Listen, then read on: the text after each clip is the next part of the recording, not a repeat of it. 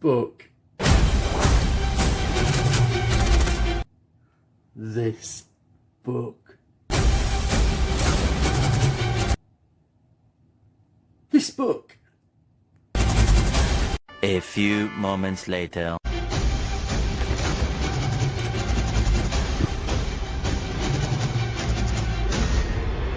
This book.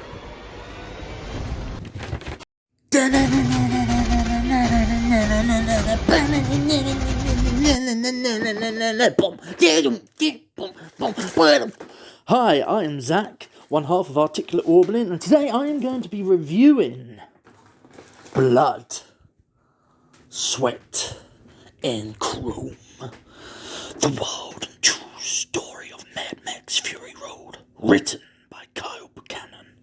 So, this book, oh my fucking god, making of books, king swing both ways.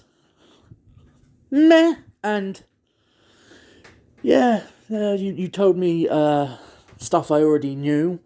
Usually if you go for a book about the making of a certain movie and its history, and you want to do the annals of history surrounding the movie's making, like Apocalypse Now, there's so many documentaries, so many sources and articles out there that you kind of gather it all together and, you know, in so many ways you can pre-configure, I could really collate all this information and write a book about it with a few, ascribed hot takes or personal opinions and deep evaluations and pass it off as my own. Kyle Buchanan is not doing that. I really hope I'm pronouncing your name properly. Not Kyle, but Buchanan. If you had a T in it, it would be Buchanan. Buchanan. But anyway, Kyle Buchanan is not here to do that. It's all about everyone else. Everyone else's opinion and experiences and not about his own biased take, which he could have easily have gone and done with this book. I like this scene, that scene, this representation. It's not a dissemination or a breakdown or decontextualization. It is a making of. And usually in a making of book, when an author is telling their story, I feel that you need to put a lot of your own takes and passions into it. Otherwise, it's just bare bones 101 making of. In a world where special features and internet is really accessible, this type of form of journalism, it can fall flat when put out in book form, because half the time, if you're a film nerd like me, or you're generally into this film, that film, you generally will seek out a book, especially a making of one, on a film that you like or have a deep interest in, but half the time you come away going, I kind of knew that. My point is, you have to be passionate, almost pseudo-religious, to want to know more and more and more about a movie. Come away disheartened, because it's all been described. So that's when an inflection of an authorial, opinionated voice is needed. But Kyle Buchanan is not doing that. He is telling the story from everyone involved. And it's a powerful book. It's entertaining. It's as propulsive as Tom Hulkenberg's score. This is a book that everyone needs in their life. It's propulsive and it's immersive and it's just so exciting. Being a huge Mad Max fan and always obsessed with the production history of the once ill-fated Fury Road, I was always bummed that the special features on the Blu-ray release was, lacking. Like I've previously mentioned, we have a whole host of articles and opinion pieces and reviews to source and kind of piece it together, but we haven't actually heard from the people's mouths. Unless you do a deep dive, like Kyle Buchanan, he's composed and truncated and quoted, and I would not say misquoted, sharpened it and edged it and just made a book that isn't trying to be anything but propulsive and intentional. This is an intentional book. This is how it was. These are the opinions, and it's mentioned in the book. You can't really talk about a film this immersive, the experience, the trials and tribulations, so fresh around the making of it, and after its success at the Oscars or at the box office. So 5 years have elapsed, and people are ready to really go out on a whim and really be quite frank and honest, and there's loads of rumours, and everything that's been rumour, hearsay, gossip, it's stripped back and just told as it is by Charlize Theron and Tom Hardy, the confrontation between them. When you see for me, that I say, Fuck Charlie, right? Yeah. Fuck that fat. Fuck your face, yeah? Yeah. And fuck the fucking lot of you as well. What do you think of that? Hey? You like that? The confrontations between George Miller and Warner Brothers. After you. You don't mind if I pour myself a pint, yeah? What is that? Yeah, what do you think, Puff? It's a fucking song. No, it's not. It's a fucking rolling pin. What are you gonna do with that? You gonna bake me a cake? You gonna sing me a song, watch me blow out me fucking candles? I come here for a fucking shootout, right? Get out me fucking way. Go on, get out. Go on, fuck off. Call yourself a fucking gangster. Shootout, right? It's a fucking shootout!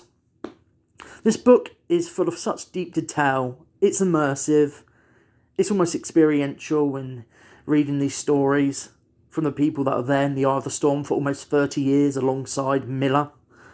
And it's a wide range of personal stories and totally different experiences, giving light to certain aspects that you wouldn't usually think you'd be interested in.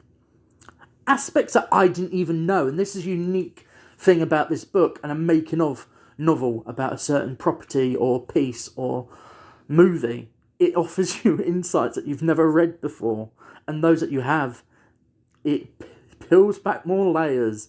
Oh, you've got layers. It enlightens you how fucking mental, obsessive Miller and his crew were, and still are, tenacious.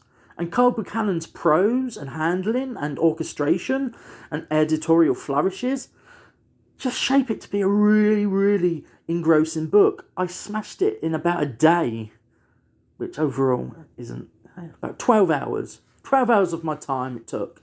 And that's not indicative of whether it's good or bad, it's indicative of how immersed and how... I keep saying the word, but that's all you can say. It's immersive. It really gets you on board. You really go through the motions. It's that pitter-patter, that staccato rhythm that Mad Max itself has. That everything about the making, the talking, you have to get it out. It's not an exhalation, it's more like a vomit, it's more like a sob, it's more like a scream, it's more like a... And you feel that with this book. The one aspect about Mad Max Fury Road that, at first, I was so intent on loving and being involved with and supporting, and that was the black and chrome version. Now, throughout the years, it's become a recent trend with filmmakers to release their black and white version of their movie. It's almost like their director's cut. We've had it with Parasite, we've had it with Zack Snyder's Justice League, but before those, there was Mad Max black and chrome. And having watched it, being a collector of Blu-rays and as many versions of the film as possible, I was underwhelmed. What makes Mad Max Fury Road so amazing isn't just the action, the performances, and the depths to which the creators behind this went to immerse us and expand and create such a post-apocalyptic dystopian Mad Maxian world. It was the colour palette, it was the cinematography, the texture, the juxtaposition, the differentiations, the colour. That world is steeped in colour. So, degrading it to a black and white film took something away for me. But being a collector, I had to watch it and I had to own it. But black and chrome for me, it's not a necessity and it's not a must-watch. And as much as George Miller and co. have come out saying this is how we intended for it to look, initially it was just a notion. One of the creators originally was like, we should do this in black and white. And after the fact, I thought, how can we make money off of this? More money. How can we cash cow this? How can we abuse the teat of this cow in particular? It's just to release another version. I think it would have been more interested in, more conducive and interesting is maybe a explorative, in-depth, special, feature-filled Blu-ray release. But obviously there wasn't that much behind-the-scenes footage. I don't think a lot of people had the notion that it was going to be as big and as amazingly successful, not just box office-wise, but as a cinematic feat, to care, to document it. But luckily enough, we've got this book by Carl Buchanan, so it kind of makes up for that. And it also makes you feel more part of it, more engrossed. There's something very intimate about reading about these things, that you are as a part of it when reading rather than watching. There's that usual dislocation, isn't there? So thank you, Kyle. Chris Defaria is quoted in this book himself saying this: What I learned on the whole movie, and in the editorial process particularly, is that we make movies in a system that has so many driving forces and so many stakeholders. But in the end, these big, ambitious films are really driven by a filmmaker with a singular vision. If you find a way to just back that vision, even when it doesn't seem smart to do so, you have a better chance of getting to a great ending than if you intervene and bring in all the different forces that Hollywood has relied on over the years to get the films to be complete. I know that sounds kind of Pollyanna-ish, like gosh, we should all support the artist, but in this case, a tremendous amount of effort was exerted in trying to effect change on a filmmaker and a process that personally had its own pace and its own integrity, and in the end, it produced something extraordinary. Faria, well done. Well done. So, how the fuck are you a producer at Warner Brothers? For me, Warner Bros. Stands for Warner Knows Nothing. Everyone who are in the seat and position of ultimate power know nothing or very little. They're just there to try and earn a nice lump sum of money, whilst in the process alienating their greatest assets, the directors, the artists, arseholes. And the issue that has always hung over the likes of George Miller has always hung over the likes of Zack Snyder. There is so much history before the whole fiasco with the Justice League that it's kind of evidential that Warner Brothers are notorious, far more notorious for this behaviour, this deceit, this conceited, egotistical, unknowing, uneducated, unwarranted push to make themselves known. It's about authority and ego rather than getting out a decent piece of cinema that will make money. They're so concerned with money, money, money, they forget that art, and the integrity of a cinematic piece is what gets the money, money, money, and not their weird notations, memos, and must-haves. Warner Brothers, what an awful studio to work with, but at the same time, what a great studio to work with because of that endless piggy bank, that endless well of money. Even the greatest of directors who've had long-standing relationships with them have been severed due to their behaviours and their hypocrisies and the mismanagement of everything. Christopher Nolan has turned the other cheek and basically gone, fuck you. The best quote to summarise what they did with Black and Chrome is taken from an extract of an interview with George Miller.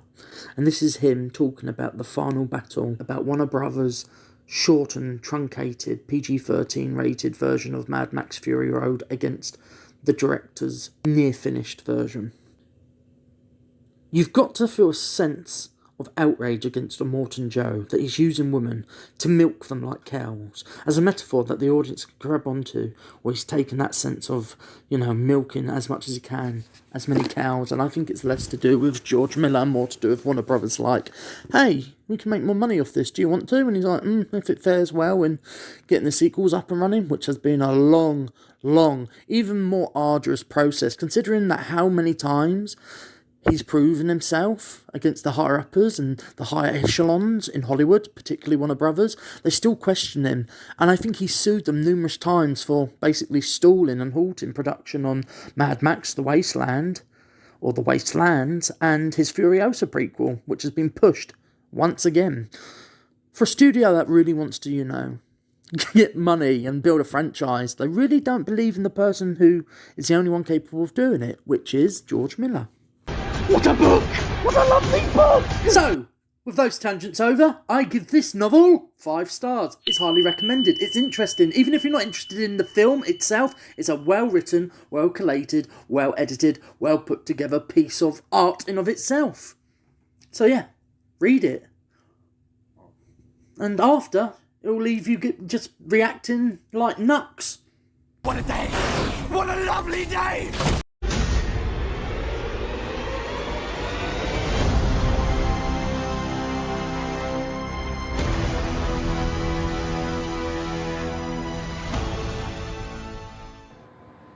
Holy fucking shit.